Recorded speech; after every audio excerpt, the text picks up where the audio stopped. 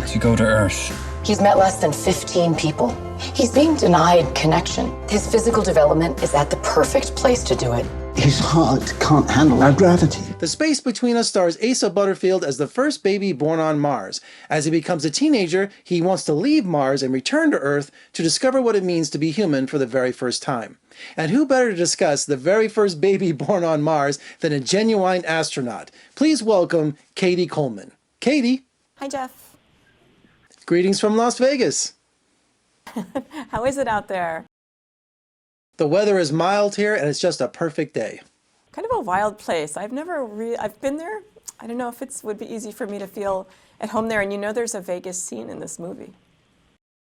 Neil deGrasse Tyson is a scientist who has a reputation for being really hard on Hollywood when it comes to facts in sci-fi movies. Now, you're a scientist. How did we do with The Space Between Us? I don't really have that kind of report card, to be honest, in that, to me, as long as it's not distracting, I think more about, where a movie takes me and what it shows me that I wouldn't have thought to think about or be by myself. And, basically when they get things really wrong, technically it can distract you from getting transported wherever they intended.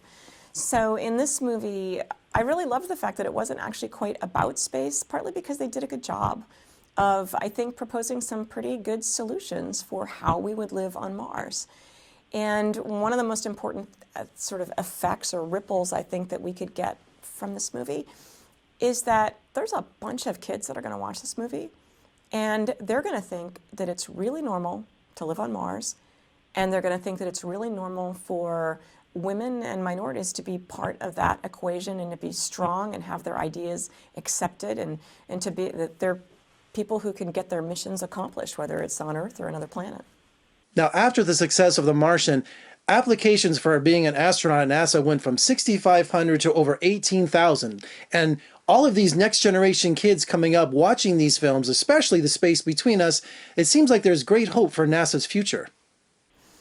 It really, there's always been hope. And at the same time, that 18,000 applications, what that says to me is that a movie came out, it made what I do and what so many people at NASA are doing and other commercial companies, what we're working on every single day, down in the trenches, hard problems that are slow and methodical to solve.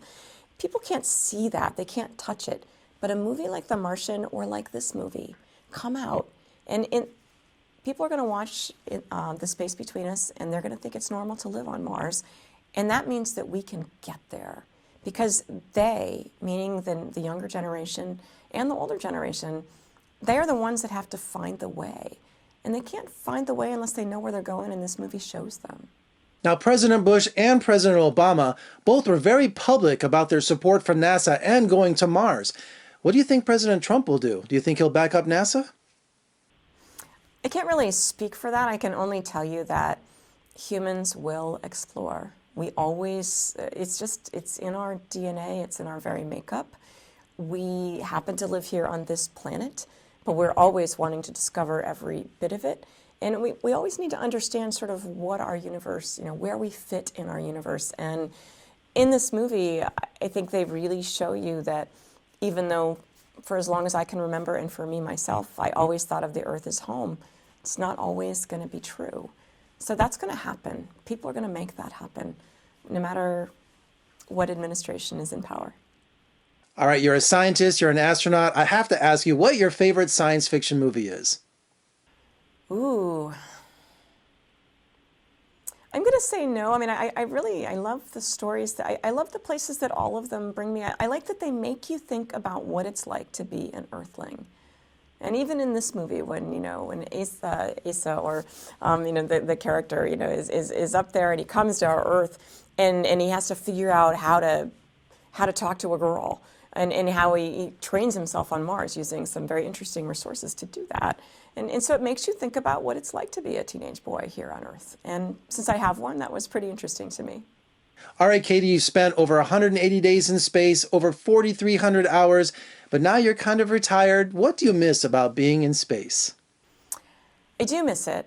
I mean, when I was up there, I missed my family. If I could have taken them with me, I actually don't think I would have ever wanted to go home.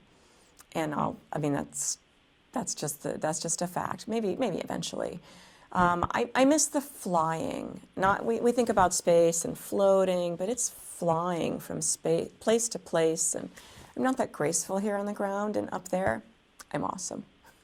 Cady, thank you so much for taking time out of your busy schedule to talk to me about the space between us. And also, thank you so much for being an American hero. And come visit us in Las Vegas really soon.